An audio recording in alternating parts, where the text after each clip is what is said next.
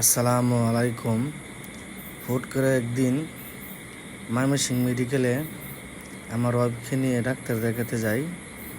তখন মাথায় চিন্তা আসলো যে একটু জয়নুল আবেদিন পার্কে ঘুরে আসি ছেলেকে নিয়ে, তার হয়তো মনটা অনেক ফ্রেশ হবে।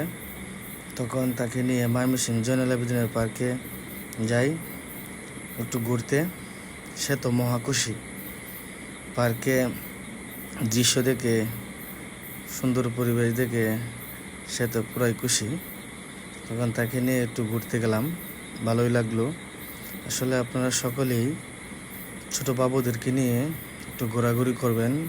ঘোরাঘুরি করলে পোলাপানের মন মানসিকতা ভালো থাকে। আসলে সকলে আমার এই পেজটা ফলো করবেন, আমাকে লাইক দিয়ে পাশে থাকবেন।